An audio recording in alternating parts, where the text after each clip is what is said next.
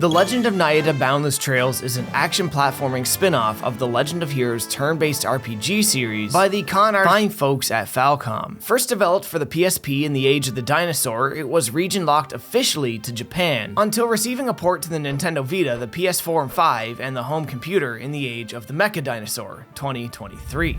Today we'll be looking at the game on the Nintendo Switch, Nintendo's popular high-bird system. Nayuta is a small game that was on a small platform, so the small Switch seems to only make sense for it. And aside from a brief bit towards the very end of the main game, it actually runs pretty well on the Switch, which is a rare thing these days. As a longtime Trails fan, this is a game I was really curious about, but I wasn't so sure we were actually gonna get it over here. But we did. With the release of Kuro no Kiseki right around the corner, this seemed like a perfect time to catch up on the series and see what the most based part of the fandom has been talking about all these years. But before we get into that, make sure to like, comment, subscribe, and if you can, I actually have a second channel called Tarks Inverted. It's trash, it's where I dump my garbage to. But if you want to see some more random crap, and it is random crap, go swing that channel a subscription and watch those videos too. With that, let's get started by talking about the game's story.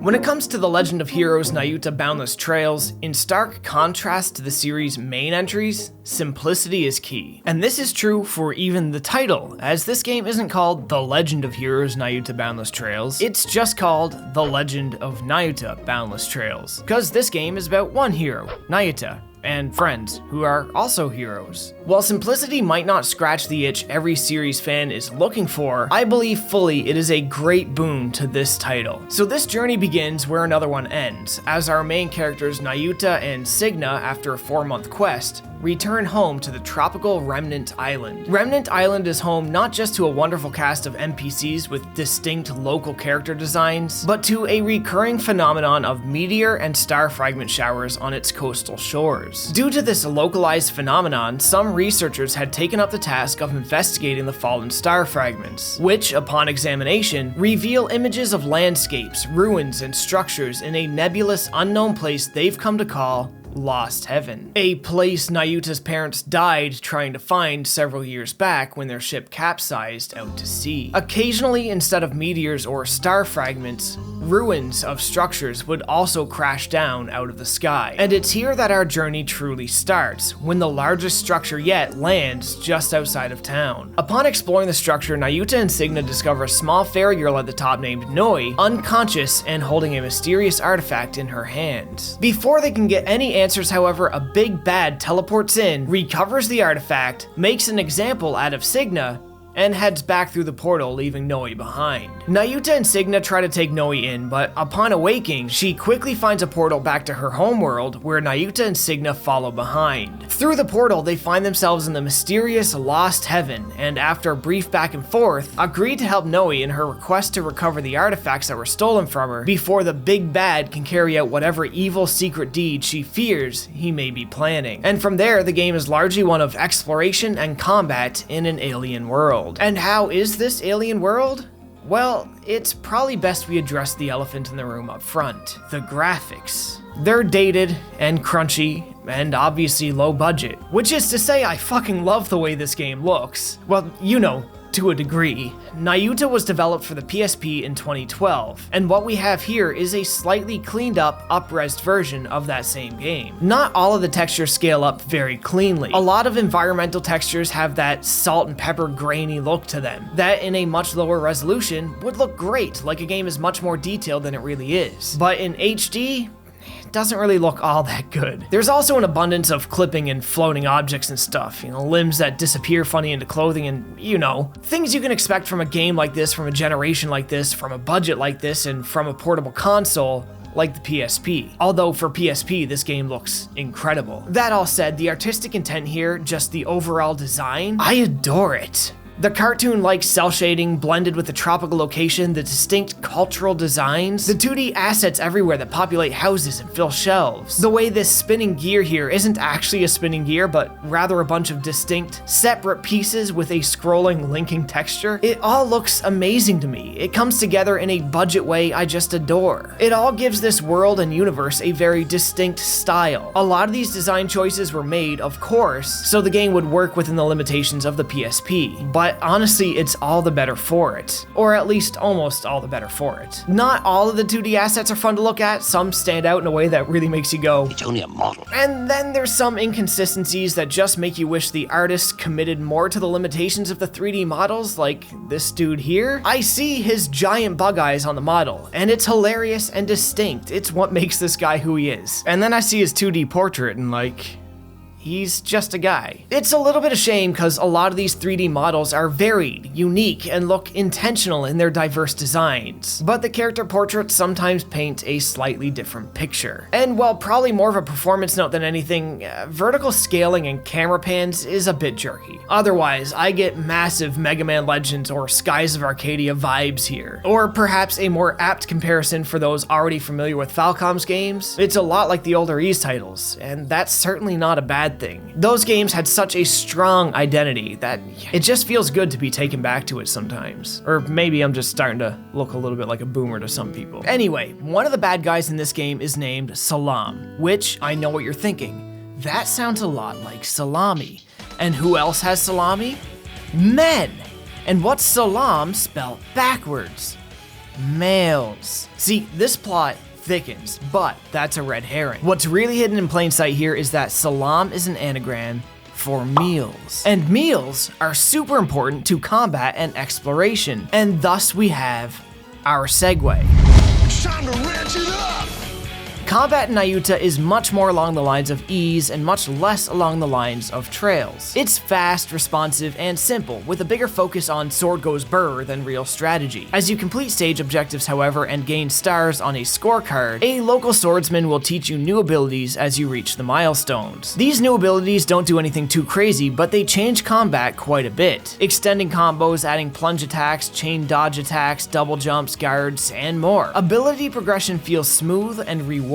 You may have noticed in some of the footage here a combo chain counter in the corner, and this is for more than a simple dopamine rush. Chaining together attacks grants buffs at certain milestones. Unlike many other games that do a similar thing, these buffs are anything but minor or negligible. You will, for instance, notice the effects of the strength buff you get at a chain of 20 hits, or the EXP multipliers you get later on. This is a feature that, like many others, can be totally ignored, but just feels good to be there and to chase after. Things never get complicated and the game never becomes overly difficult, but the skill ceiling increases in a way that makes implementing the new abilities feel really attractive. To aid in combat, you also get the help of the little fairy girl, Noi. Noi is your range magic attacker. Though she can only use one spell at first, you eventually unlock 4 spell slots. Noi's abilities start off minimal like Nayuta's, but add up quickly. New spells are unlocked by defeating the stage bosses and tougher enemy encounters, and each spell can be leveled up by repeated use. Noi also gains new stamina meter based gear abilities throughout the game, and these help unlock new pathways and expand traversal and guarding mechanics. Though I revel in the simplicity of this combat, there's a couple of hangups, mainly in the guard feeling a bit stiff, with guard canceling just not really being a thing, and the grapple ability doesn't exactly feel that well designed. The latter is a problem I believe was caused from the game's original PSP build. Controls are still restricted to what they were on the PSP, and even on modern consoles cannot be rebinded or remapped. This means single buttons end up with multiple mechanics binded to them. Using Noi for melee attacks means holding the normal attack button. This feels a little slower than you would like it to in the heat of combat, and also means Nayuta cannot attack themselves. Holding the jump button is also how you use the grapple mechanic, which is something you would normally do after jumping, but fairly often I found myself accidentally activating the grapple mechanic, hooking onto grapple points off screen that I didn't know were there, and accidentally dropping myself into holes. Holes that do more damage than the enemies normally would. Enemies too, while mostly fine to fight,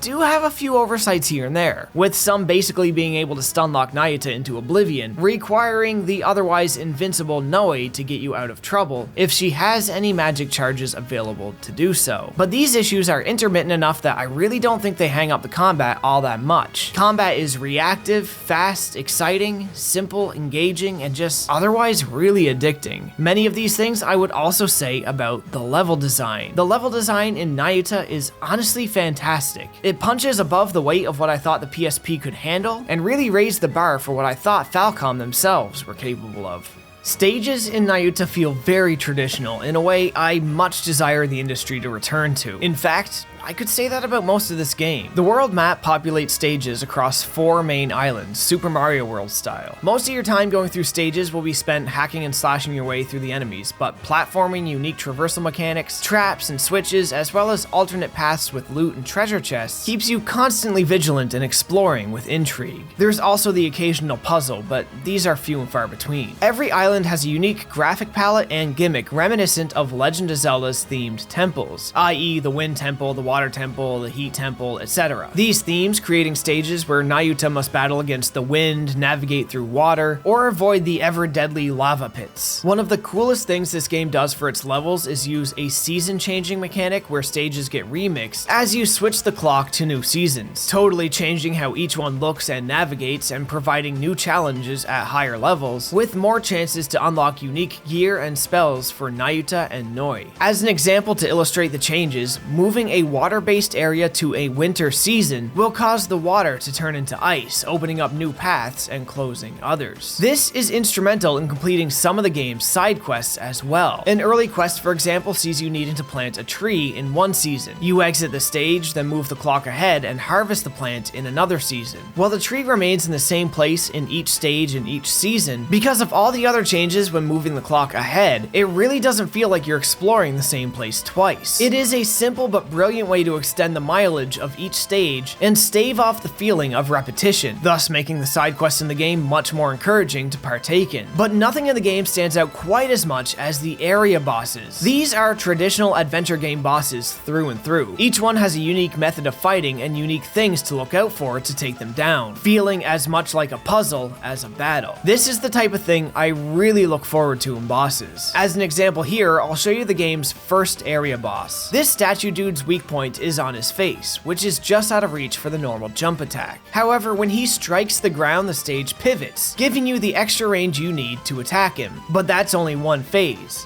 When phase 2 begins, a second statue joins. With only one head between them, the statues trade their head back and forth, the one with the head becoming more deadly. Otherwise, in phase 2, they're striking more frequently, launching projectiles at you, sweeping laser traps across the arena, and literally lifting the whole arena with you still on it to disorient you and make you miss your dodges. I love these kinds of battles so much, and the game is not in short supply for them. As far as RPG mechanics go, though, there is a leveling system, but it just gives you a base increase to your stats. You don't really get any control over anything that unique. Enemies give you XP to level you up, but I found the meals you eat while exploring, meals you have to prep before you enter the dungeon and can only carry a few of at a time, actually give you way more XP and is a much faster way of leveling. Most of your meaningful stat increases comes from your gear. There isn't a massive amount of gear in the game, but the game itself is only about 15 hours. 22 hours maybe to clear all the side quests and post-game. Plus, the armor and weapons you equip change your appearance, and that's something I always love to see. Though, while I say I love that, my dumbass is also relatively blind to this sort of thing half the time, as I, upon entering the post-game, felt there was a massive jump in difficulty, and while there was a jump, it wasn't nearly as steep as I thought. It just took me an hour to realize that going into post-game, I never re-equipped my armor, something I never noticed despite running around looking like totally vanilla naked Nayuta. Overall though, the bite-sized nature of the stages, the bosses and challenges, the side quests, the character interactions, and the simplicity of combat just made everything feel like it flowed for me, and I always felt a desire to keep flowing right along with it, taking a bite out of the content, loving the taste, and wanting to come back for another one. It was so easy to lose hours of my day in this world, in this game, and not realize supper was supposed to be 4 hours earlier. And there's still more to do outside of all this. Back in the main town, you can see how the general store, the weapon shop, and museum expand and develop as you explore, and as new travelers stop by to visit Remnant Isle. The museum gives big Animal Crossing vibes too. It's a great place to turn in artifacts that you get from exploring for extra dough, but it's also just a pleasant place to walk around in. I in particular love the aquarium and appreciate the amazingly quaint little 2D fish sprites. While I'm here, maybe I like to visit the clownfish, which, common misconception, aren't actually any more or less funny than other fish. Maybe you can swing on by the octopus garden. Octopi are neat. They don't have any bones, so they can't climb ladders. But there's definitely a sense of reward to watching this town grow and this museum grow all around you as you periodically leave the island to explore the dungeons and come back at a later time. So much changes while you're not looking, and so much changes because of what you're doing. It really does just feel good. And that's really my impression of Nayuta in a sentence. It just feels good. Now beyond this, it's hard to make much more commentary, but hopefully it's easy to tell I really enjoyed my time here. But I will add a couple more notes here at the end. The characters aren't exactly what I would call deep or multi-layered, but they are charming and they do a very commendable job developing character arcs for them in the limited time any of them really get to speak. Side quests are locked to chapters. If you progress a chapter without completing a quest, it's gone forever. I was going for 100%, but I didn't know it worked this way and screwed myself over about halfway through. The music is Falcom, and it's distinctly from this era of Falcom, so as you can expect, it slaps and bops and jives, it's fire, it goes 100, it's straight bussin', and whatever else kids say these days. But I'm pretty sure kids don't say jive. Any link to the overarching Trails series seems tenuous at best, so unlike Trails in the Sky 3rd chapter, you can, in fact, skip Nayuta.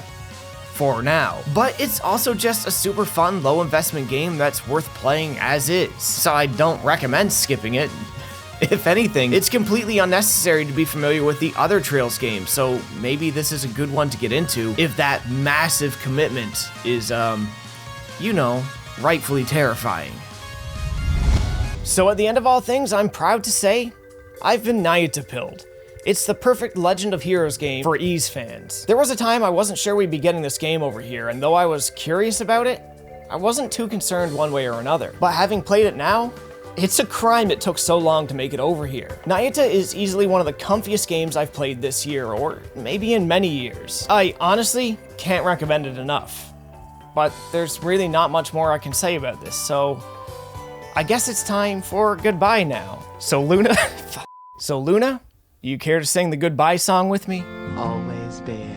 'Cause now it's time to go. Yeah, being a dad now, I've seen a lot of Bear in the Big Blue House lately, and it's kind of given me a bit of brain rot. So as always, folks, thanks for watching, and I'll see you next time.